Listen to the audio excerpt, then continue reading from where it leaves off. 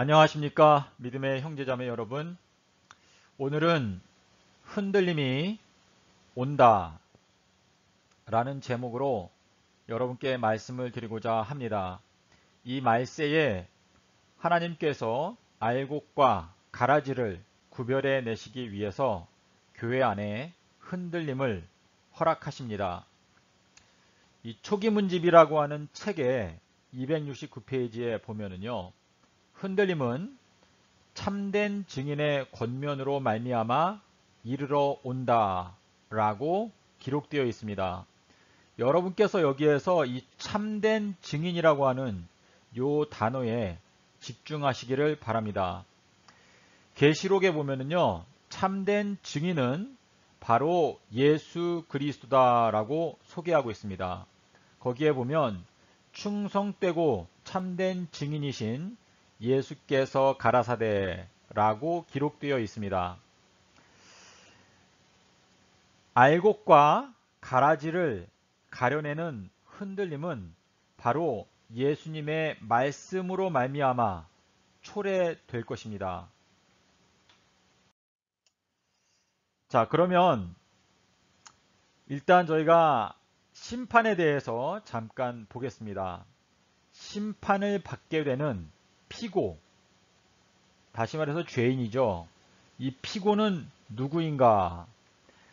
사도 바울은 로마서 14장 10절에서 우리가 다 하나님의 심판석 앞에 서리라 말했습니다. 그렇기 때문에 이 세상에 있는 모든 인류가 하나님의 심판석 앞에서 서게 되며 심판을 받게 됩니다. 마지막 심판, 최종 선고 판결 기준에 대해서 저희가 살펴보겠습니다.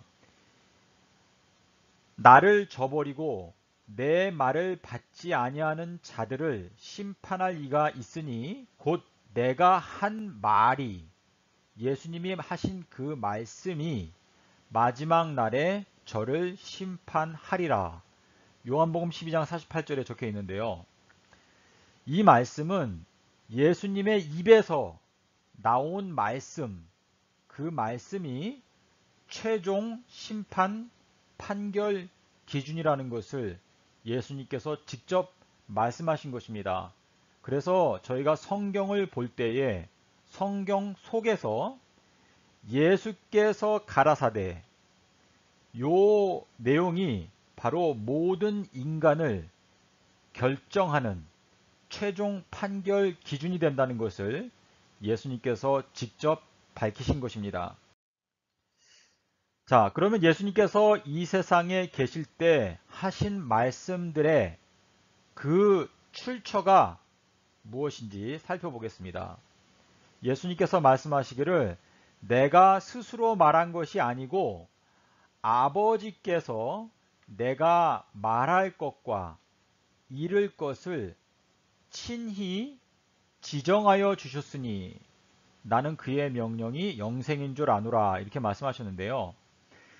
예수님께서 이 세상에 계실 때 하신 모든 말씀들은 아버지 하나님께서 예수님에게 구체적으로 무슨 말을 해야 할지 알려주셨다는 것입니다. 예수님이 하신 모든 말씀은 아버지께서 친히 예수님에게 주신 말씀들입니다. 자, 예수님은 구약 성경을 말씀하셨는가? 요한복음 8장 25절에 보면은요, 나는 태초부터 너희에게 말하여 온 자니라, 이렇게 말씀하셨는데, 여기에 나오는 요 태초라고 하는 단어가 요한복음 1장 1절에서 태초에 말씀이 계시니라, 이렇게 말씀하셨습니다. 그래서 이 창세기 1장에 보면은 태초에 하나님이 천지를 창조하실 때 그 말씀하신 분이 바로 예수 그리스도시다 라는 것을 저희들이 알게 되는 것입니다. 그래서 저희들이 성경을 읽을 때에는 성경 안에는 여러 부류의 사람들이 말한 내용들이 성경 안에 많이 적혀 있습니다. 하지만 저희가 성경을 볼 때에는 예수께서 가라사대 그리고 하나님이 가라사대 이 두 가지 내용이 가장 두려운 마음으로 읽어야 할 내용입니다. 자, 심판장은 누구인가? 이 심판장의 결정에 따라 모든 결정이 좌지우지가 됩니다. 아버지께서 아무도 심판하지 아니하시고 심판을 모두 다 아들에게 맡기셨으니 라고 예수님께서 말씀을 하셨습니다.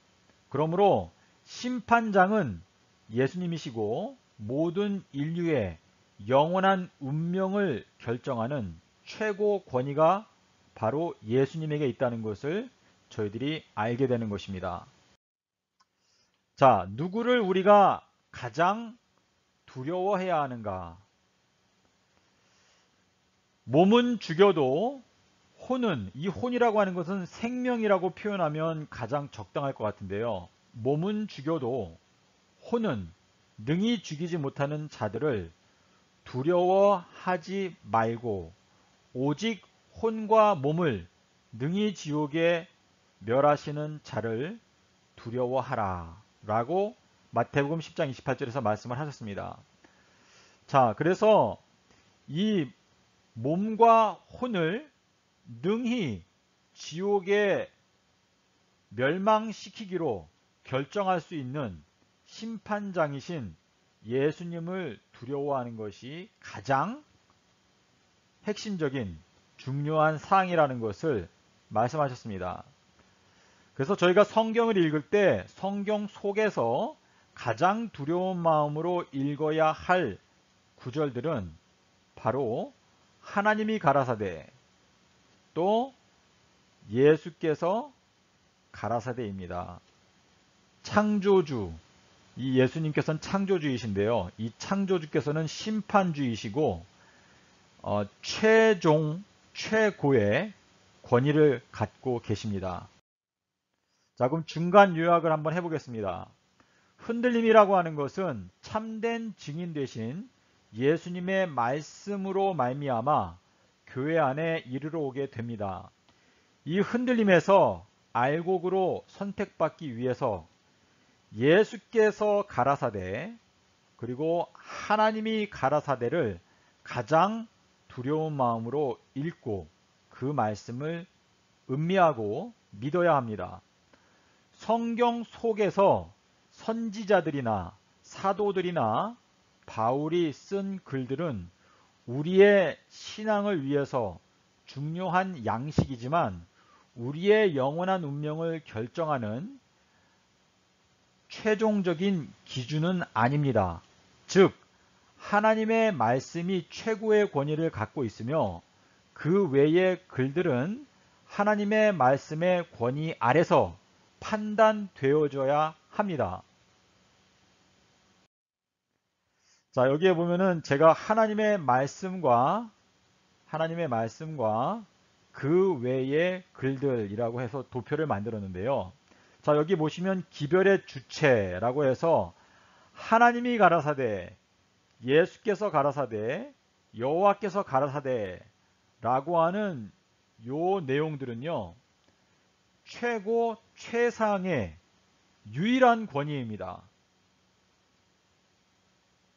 요 하나님께서 가라사대, 예수께서 가라사대, 여호와께서 가라사대 요 부분에 저희가 가장 집중을 해야 합니다. 이 말씀은 바로 영생과 영원한 멸망 사이를 결정하는 유일한 기준입니다.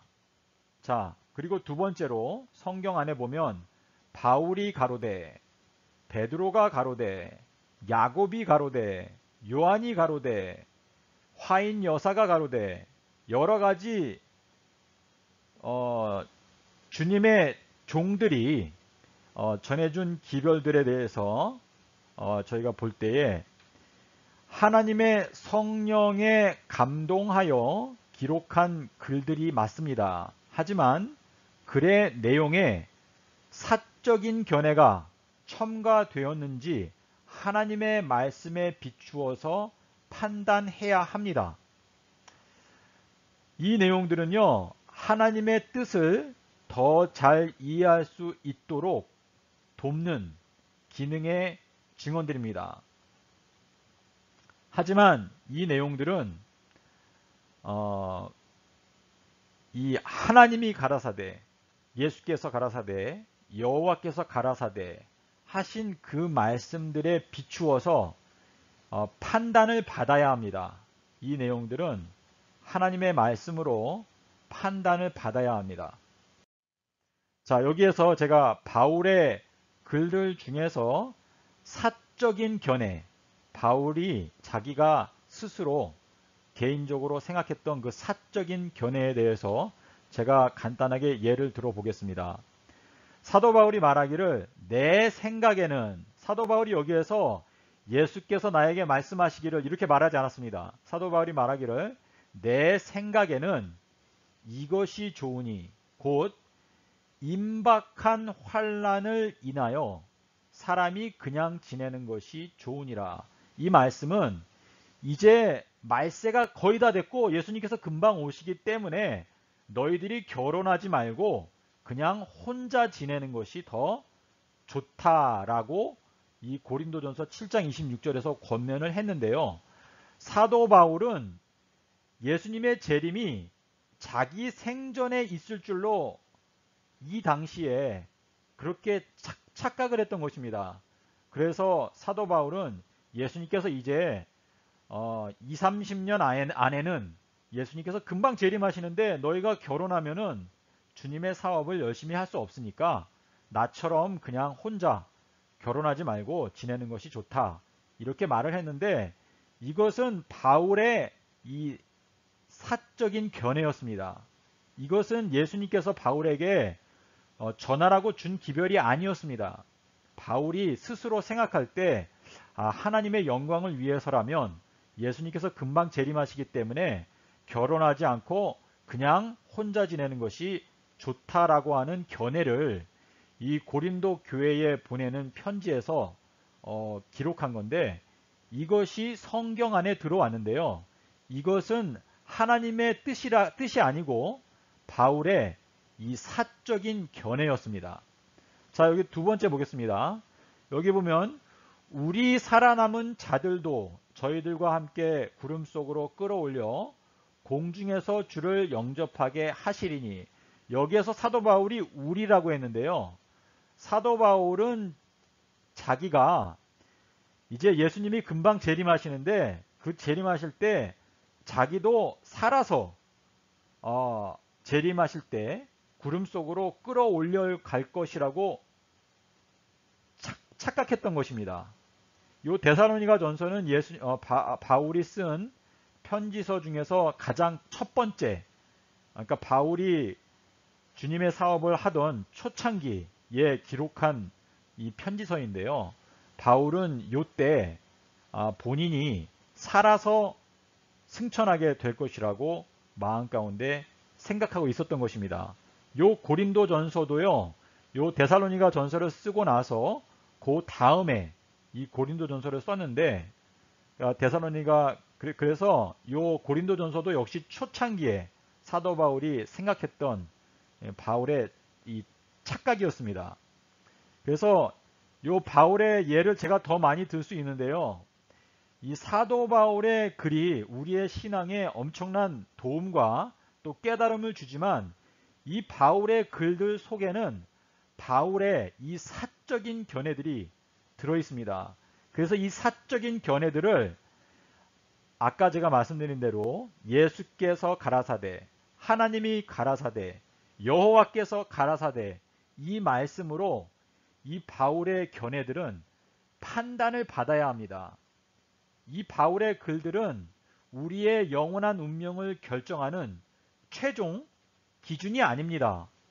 이 바울의 글들은 우리의 신앙을 더 튼튼하게 하고 깊게 해주지만 이 모든 글들은 하나님의 말씀으로 판단을 받아야 합니다. 자, 예수께서 가라사대를 보겠습니다. 저희가 창세기 1장 5절에서 예수님께서 빛을 낮이라 칭하시고 어두움을 밤이라 칭하시니라. 빛은 낮이고 어두움은 밤이다. 창세기 1장 16절에서 큰 광명으로 낮을 주관하고 작은 광명으로 밤을 주관하게 하라 라고 명령을 내리셨습니다.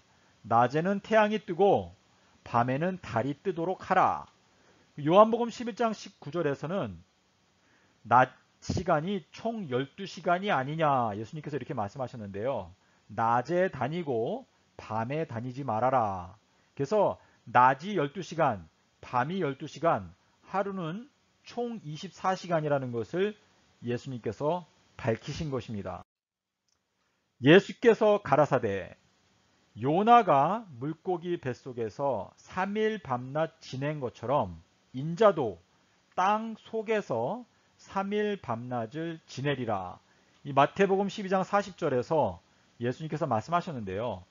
여기에서 이 3일 밤낮에 대해서 예수님께서 하신 말씀의 기초에서 한번 살펴보겠습니다. 하늘에 빛이 3번, 어두움이 3번 드리워지는 시간을 바로 3일 밤낮이라고 예수님께서 말씀하셨습니다. 예수님께서 빛을 낮이라고 칭하시고 어두움을 밤이라고 칭하셨기 때문에 그렇습니다. 그리고 하늘에 태양이 3번 뜨고 하늘에 달이 3번 뜨는 시간이 바로 3일 밤낮이라는 것을 알 수 있습니다. 그래서 결국은 3일 밤낮은 최소 72시간이라는 것을 저희들이 알 수 있습니다. 그러면 요약을 해볼 때 주님께서는 땅 속에서 최소 72시간을 지내실 것에 대해서 약속을 하셨습니다. 자, 예수께서 가라사대 여기에 저희가 집중하게 되면 진리를 깨달을 수 있습니다. 예수께서 가라사대 내가 3일 밤낮 땅 속에서 지내리라. 이것은요, 예수님께서 땅 속에서 지내신 시간이 목, 금, 토. 예수님께서 일요일날 부활하셨거든요. 자, 내가 3일들 후에 부활하리라. 마가복음 8장 31절에서 예수님께서 여러분 여기 후라고 하는 단어가 보이시죠? 이 후라고 하는 단어가 대단히 중요합니다. 내가 3일들 후에 부활하리라 이렇게 말씀하셨습니다. 그래서 이 3일들은 땅 속에서 지내고 다시 말해서 목, 금, 토 이 3일은 내가 땅 속에서 지내고 3일들 후에 땅 속에서 나오리라. 땅 속에서 나온 게 바로 3일들 후 일요일이라는 것을 예수님께서 말씀하신 것입니다. 자, 땅 속에서 지내신 기간은 총 3일 밤낮, 즉 목금토이었고 땅 속에서 나오신 때는 3일들 후, 즉 일요일이었습니다. 자, 요것이 예수님께서 십자가에 달려 돌아가신 그 순환 주간의 도표입니다. 서기 30년도 아비벌 유대력으로 1월 달에 예수님께서 14일 날 수요일 날 십자가에서 죽으셨습니다. 다 이루었다. 예수님께서 이렇게 다 이루었다 말씀하신 요 날이 수요일이었는데요. 요 14일은 이 창조 당시에 예수님께서 이 지구를 창조하셨을 때 이 14일은 실제로 이 6째 날이었습니다. 자, 목요일 날은 큰 안식일인데요. 이 크다라고 하는 의미는 위대하다라는 의미를 갖고 있습니다. 토요일 안식일에 대해서는 성경에서 단 한 번도 위대한 안식일, 큰 안식일이라고 말한 적이 없습니다. 이 예수님께서 돌아가셨을 때 이 15일이 목요일에 떨어졌고 큰 안식일이었습니다. 그래서 예수님이 십자가에서 죽으셨을 때 그 시체를 빨리 십자가에서 내려서 장사 지내기 원했던 이유가 바로 그 안식일은 큰 안식일이었기 때문이었다라고 기록하고 있습니다. 그래서 이 큰 안식일이 바로 제7일, 7째 날 큰 안식일입니다. 이 큰 안식일은요, 토요일 안식일보다 더 위대하기 때문에 이 큰 안식일은 이 토요일 안식일에 방해를 받지 않습니다. 다시 말해서 이 토요일 안식일보다 여기에 있는 이 큰 안식일이 더 위대하기 때문에 큰 안식일이 무슨 요일에 떨어지든지 상관없이 그 큰 안식일이 떨어진 요일이 바로 제7일이 되는 것입니다. 그래서 예수님께서 내가 제3일에 부활하리라 말씀을 하셨는데 그것은 이 큰 안식일을 중심으로 말씀하셨을 때 바로 일요일이 제3일이 되기 때문에 그렇게 말씀을 하신 것입니다. 예수님께서 창조 주시기 때문에 수요일 날 내가 다 이루었다 말씀하셨을 때 그 다 이루셨기 때문에 그 날이 여섯째 날의 의미를 갖게 되는 것이고 그 다음 날은 그 창조 사업을 마치시고 쉬셨기 때문에 이 날이 제7일이 되는 것입니다.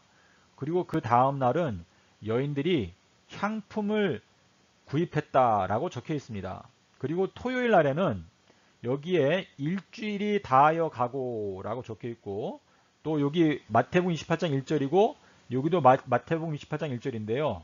여기에 보면 일주일의 첫날 이렇게 되어 있습니다. 마태복음 28장 1절에 보시면은 이 일주일이라고 하는 단어가 두 번 들어 있습니다. 이 내용은 여러분께서 헬라어 성경을 보시면은요. 이 일주일이라고 하는 단어가 두 번 들어 있다는 것을 확인하실 수 있습니다. 그래서 이 내용은요. 여러분께서 헬라어 성경을 꼭 보셔야 하는데요. 왜냐하면은 번역 성경이 거의 대부분이 다 이 일주일이 다하여 가고 요 내용을 안식일이 다하여 가고라고 번역해 놓았습니다. 이것은 지난 2000년 동안 기독교회가 요 번역 오류를 깨닫지 못하고 이 일주일이 다하여 가고인데 요거를 안식일이 다하여 가고라고 번역해 놨는데요. 그것은 번역 오류입니다. 잘못된 번역이거든요. 그래서 그 번역 오류 때문에 이 기독교회 안에 금요일 십자가설이 많이 있는 것인데요. 이것은 결국은 이 신학자들이 성경을 번역할 때 여기에서 실수를 했기 때문에 기독교회가 전부 다 금요일 십자가설이 진리라고 착각하고 있는 것입니다. 자, 예수님께서 다 이루었다 말씀하신 날이 여섯째 날, 그리고 그 다음 날은 쉬셨기 때문에 제7일, 그리고 첫째 날, 둘째 날, 셋째 날인데요.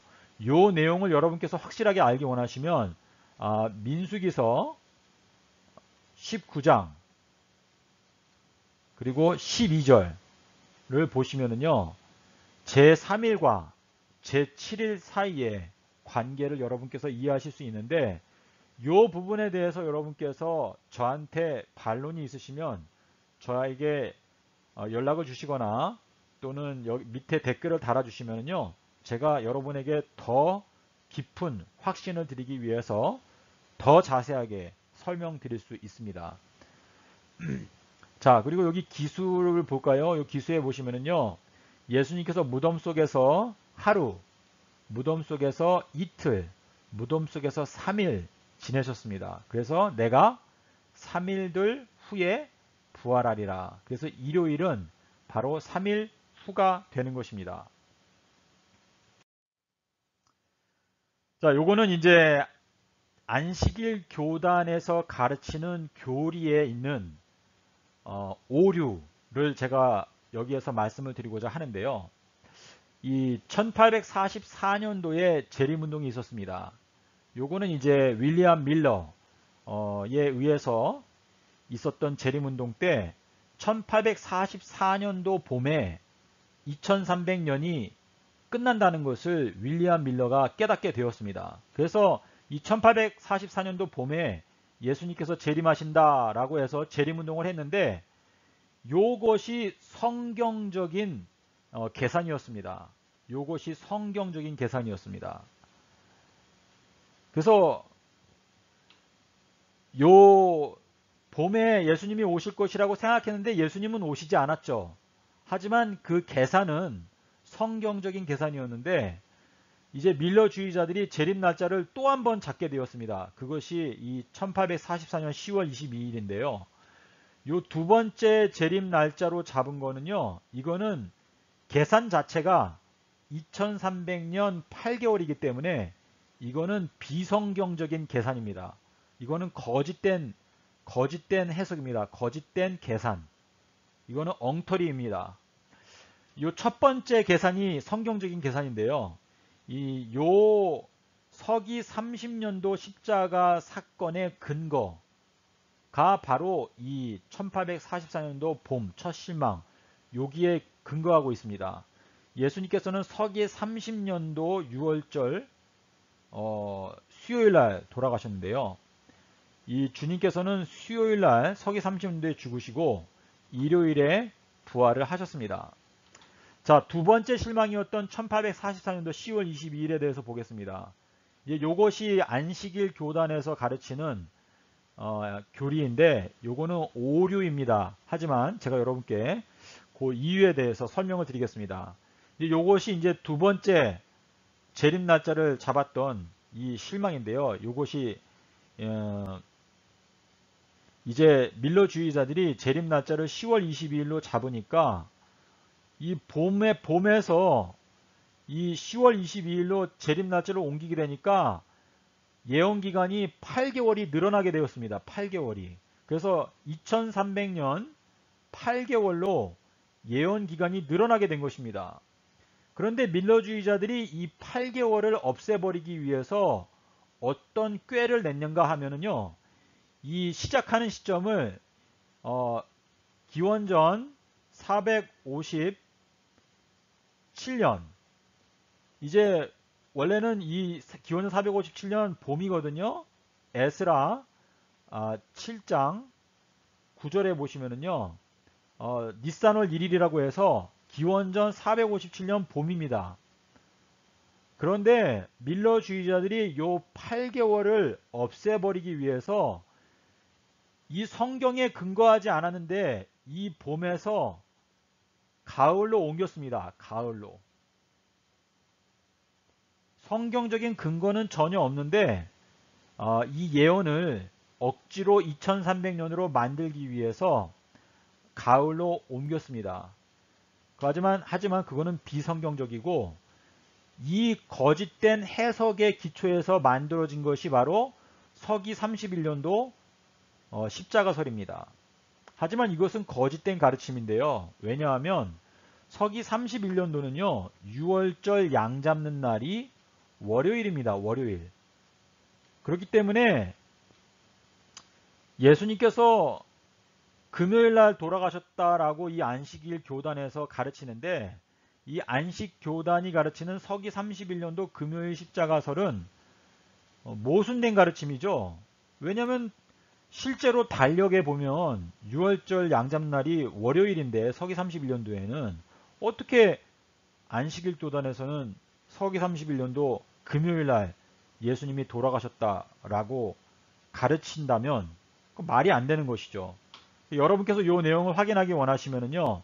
이 timeanddate.com에 가셔서 이스라엘 나라의 달력을 선택하시면 이 내용을 직접 확인하실 수 있습니다.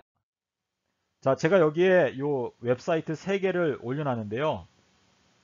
이 3개 웹사이트에 가셔서 여러분께서 보시면 서기 31년도 이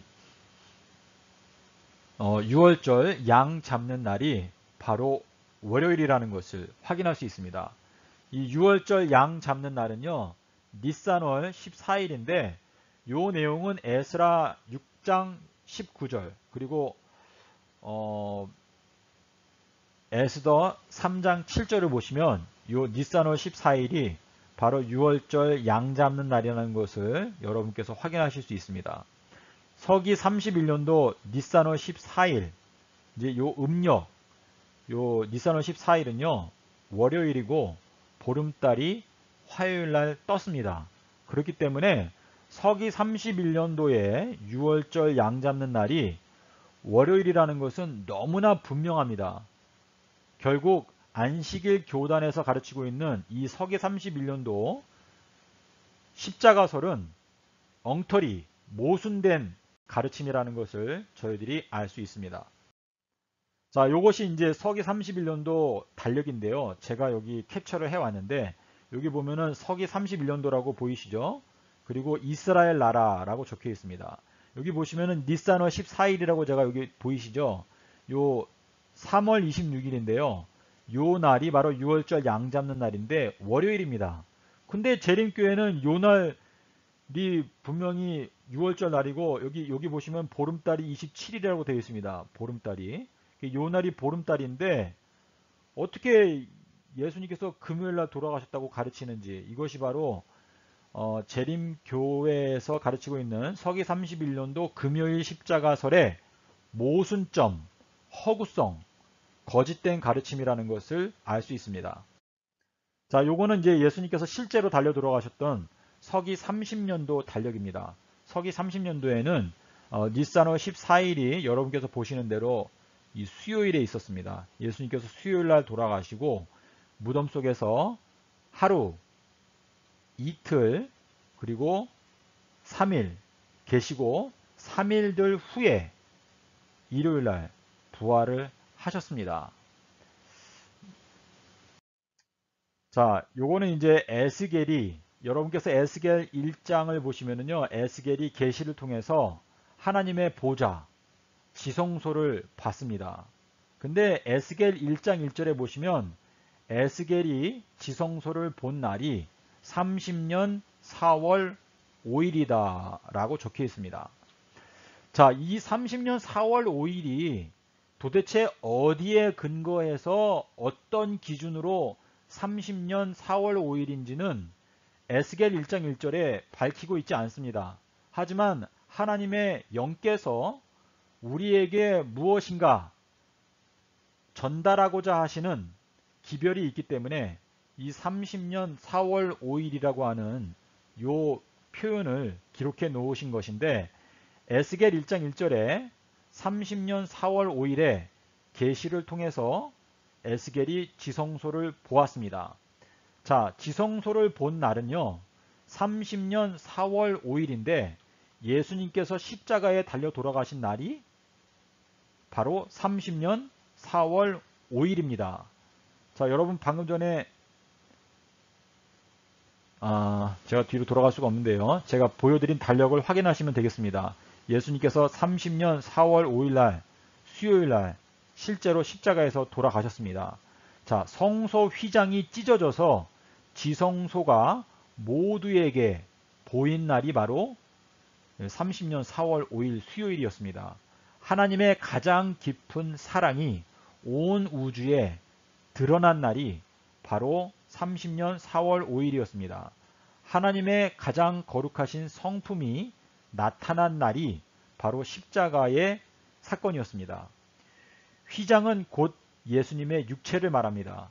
그래서 예수님의 육체가 찢어져서 온 우주가 하나님의 사랑, 하나님의 지극히 거룩하신 그 사랑의 모습, 지성소를 보게 된 날이 바로 서기 30년도 4월 5일이라는 것을 에스겔서 1장 1절이 말하고 있는 것입니다.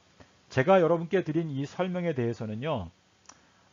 제 설명을 받으실 수 있는 분들은 받으시고 또 받기 어려운 분들은 하나님의 성령께서 여러분의 마음 가운데 깨달음과 또 인도하심에 따라 믿어질 수 있을 때까지 그냥 보류하시면 되겠습니다. 자, 제가 여기에 한 가지 예언을 여기에 적었는데요. 이 내용에 대해서도 받으실 만한 분들만 받게 되실 텐데요. 1260일 동안 비가 오지 않게 하고 라고 적혀 있습니다. 이 계시록 11장 6절에 보면은 하나님께서 이 두 선지자를 세우시는데 이 두 선지자가 예언하는 기간 동안에 1260일 동안 비가 오지 않는다 라고 말씀을 하셨습니다. 이 내용은 2023년도 4월 1일부터 2026년도 9월 11일까지 이 예언이 성취가 된다고 제가 믿고 있습니다. 그래서 제가 이 기별을 여러분께 말씀을 드리는 건데요. 요 비가 오지 않는 기별을 주시는 이유는 성경책을 하나님의 말씀으로 믿지 않는 이방 사람들, 불교 신자들, 또 무신론자들, 또 여러 미신을 믿는 사람들, 그런 사람들에게 이 비가 오지 않는 이 예언이 성취되게 될 때 성경에 있는 하나님이 이 우주를 다스리고 있는 참된 하나님이라는 것을 증명해 주시기 위해서 하나님께서 이 예언을 주신 것입니다. 이 비가 오지 않는 일이 일어날 때 많은 미신을 믿는 사람들이 하나님 자기들의 신에게, 자기 우상에게 기우제를 지내고 비가 오게 해달라고 여러 공양을 드리고 할 것입니다. 하지만 그때 하나님의 말씀에는 능력이 있기 때문에 비가 오지 않을 것입니다. 그래서 이 세상에 있는 여러 이방 사람들이 참된 하나님이 바로 성경 속에 나타나 있는 하나님이라는 것을 깨닫게 될 것입니다. 그래서 여러분께서 이 날짜를 적어 놓으시고요. 또 여러분께서 연구하시다가 이 날짜가 아니고 내가 생각할 때는 다른 때다 라고 생각이 드시면 저에게 연락을 주시면 제가 여러분의 견해에 대해서 경청해 보도록 하겠습니다. 자, 요거는 이제 단순 심오한 예언인데요. 여러분께서 보셨던 내용 중에서 가장 중요한 내용이 바로 요 내용입니다. 너희가 이 성전을 헐라. 내가 이 반석 위에 3000년 동안 새 예루살렘을 건축하리라. 예수님께서는 새 예루살렘을 3000년 동안 건축하신다는 것을 말씀하셨습니다. 예수님께서 베드로에게 내가 너에게 천국의 열쇠들을 주겠다 라고 말씀하셨는데 베드로가 예수님에게는 1000년이 하루와 같고 하루가 1000년과 같다는 것을 결코 잊지 말아라 라고 말했습니다. 베드로가 무엇인가 깨달았기 때문에 그 말을 한 것입니다. 자, 주님은 서기 30년 4월 5일 수요일에 죽으시고 4월 9일 일요일에 부활을 하셨습니다. 예수님께서는 2030년 4월 18일 날 재림하십니다. 자, 새 예루살렘은 언제 내려오는가? 여기 보면 제가 여기 새 예루살렘이라고 적었는데요. 이 새 예루살렘이 내려오는 때는 바로 3030년이 되겠습니다. 3030년. 그래서 예수님의 십자가 사건에 대해서 구체적으로 알지 못하면 예수님의 재림을 이해할 수 없습니다. 자, 결론을 말씀드리겠습니다. 예수께서 가라사대, 그리고 제가 여기에는 화인 여사가 기록하기를, 화인 여사의 글, 요 둘을 비교했는데요. 예수님께서는 내가 땅 속에서 3일 밤낮 지내리라 말씀을 하셨고, 땅 속에서 3일들을 지내고 내가 3일들 후에 부활, 땅 속에서 나오겠다 이렇게 말씀을 하셨습니다. 자, 화인 여사는 주님은 서기 31년도 금요일에 죽으시고 일요일에 부활하셨다라고 화인 여사의 책 스토리 오브 지저스, 또 여기 말고 여러 군데에 적혀 있습니다. 자, 예수님께서 금요일날 십자가에 달려 돌아가셨다고 하면 무덤 속에서 계신 시간은 하루 밤낮밖에 없죠. 토요일날 하루 무덤 속에 계시고 그 다음에 하루 후에 일요일날 부활하셨다 라는 주장입니다. 자, 그래서 제가 여러분께 마지막으로 말씀을 드리면 창조주이시며 참된 증인이신 예수님의 말씀을 믿고 신뢰할 것인가, 아니면 화인 여사의 주장을 신뢰할 것인가, 현명한 판단을 하도록 하자. 자, 이제 제가 마지막으로, 이것이 마지막 페이지입니다. 저는 하나님 앞에서 양심의 손을 얹고 다음의 내용이 진리임을 증거합니다. 주님께서는 서기 30년 4월 5일 수요일에 죽으시고 일요일에 부활하셨습니다. 이 진리를 깨닫는 자들은 다니엘서 12장 12절에 나오는 1335일의 비밀을 깨달을 수 있는 가능성이 생기게 됩니다. 알곡과 가라지를 구별해내는 흔들림에서 알곡으로 선택받기 위해서는 예수께서 가라사대에 집중하십시오. 감사합니다.